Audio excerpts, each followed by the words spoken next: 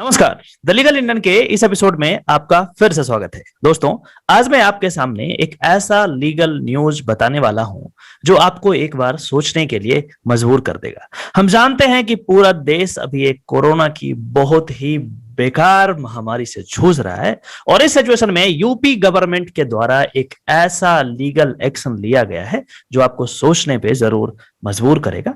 आज हम उसी लीगल इश्यूज पे बात करेंगे, उसको समझने का प्रयास करेंगे और हम यह भी देखेंगे कि ये जो लीगल न्यूज है इसके अगेंस्ट साकेत गोखले किस तरीके से इलाहाबाद हाईकोर्ट में अप्रोच किया है और इलाहाबाद हाईकोर्ट क्या करता है, इसके बारे में हम आपको सूचित जरूर करेंगे। चलिए हम इस विषय को बहुत ही अच्छे तरीके से समझने का प्रयास करते हैं।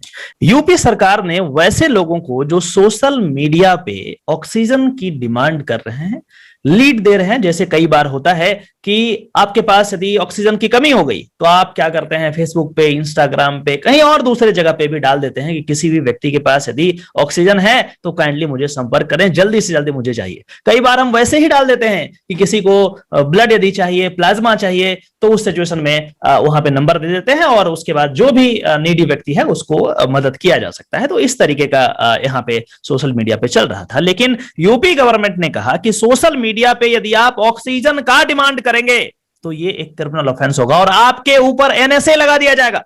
एनएसए कैसे लगेगा, इसके बारे में हम अभी विस्तार रूप से बात करने वाले हैं।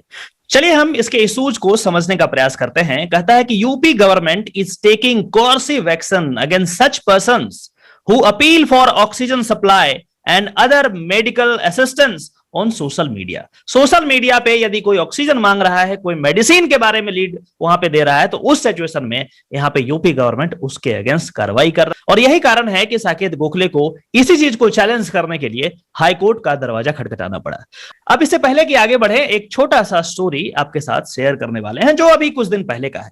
अमेठी यूपी में है। Amethi police in UP recently booked a boy under various provisions of the IPC for spreading false information.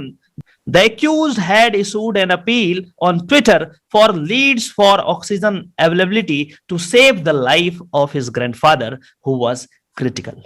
एक व्यक्ति था, एक बच्चा था, उसके दादाजी काफी बीमार थे, कोरोना पॉजिटिव थे और यही कारण है कि उस बच्चे ने बहुत सारे अपने सोशल मीडिया प्लेटफॉर्म पे ये शेयर किया और यह बात लिखा कि मेरे दादाजी काफी बीमार हैं, इनको ऑक्सीजन की जरूरत है, ऑक्सीजन नहीं है, यदि किसी व्यक्ति के पास एक्स्ट्रा ऑक्सीजन है तो प्लीज मेरे दादाजी का जिंदगी बचा लीजिए। बस यही चीज उन्होंने लिखा और सिर्फ इतना अपील करने पे, जो कि एक गुड कॉज में किया गया था, उस व्यक्ति को कई सारे आईपीसी के सेक्शंस उस पर लगा दिए गए और अब वो व्यक्ति काफी परेशान हो चुका है।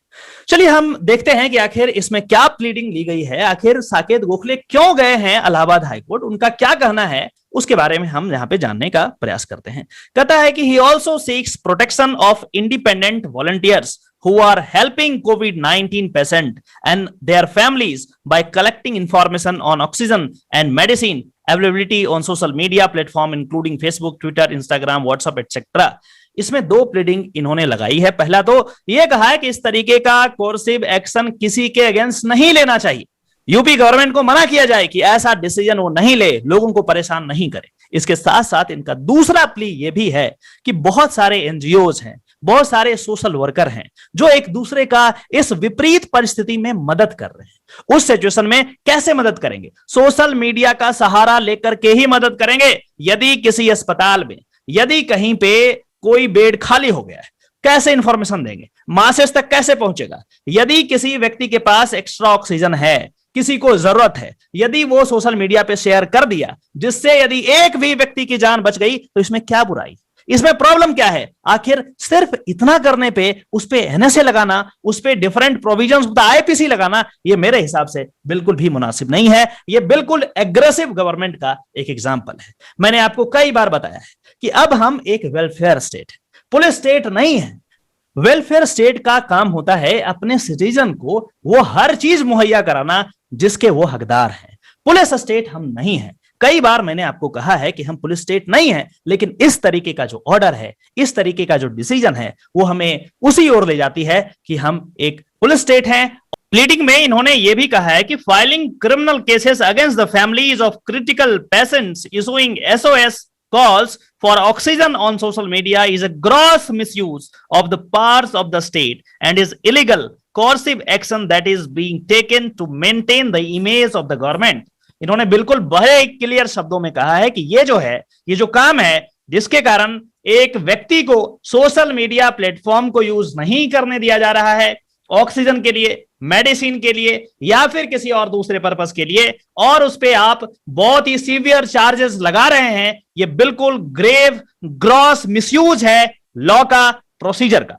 और यही कारण है कि ये माननीय हाईकोर्ट में इन्होंने प्ली किया है। आगे देखना है कि आखिर उसमें क्या होता है। चलिए हम गवर्नमेंट के एंगल को भी समझने का प्रयास करते हैं और आखिर क्या है हाईकोर्ट इलाहाबाद का ऑब्जर्वेशन, उसको भी हम बड़े ब्रीफली देखने का प्रयास करेंगे।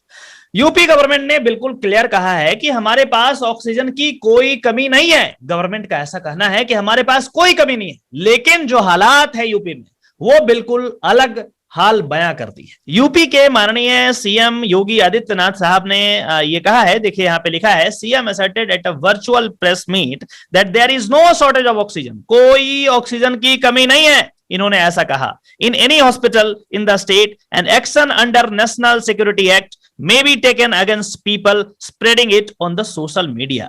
इनका यह कहना है कि हमारे प्रदेश में कोई भी ऑक्सीजन की कोई कमी नहीं है और इसीलिए इस तरीके का यदि आप सोशल मीडिया पे अफवाह उड़ाएंगे तो ऑब्वियस सी बात है आप पे कार्रवाई होगी।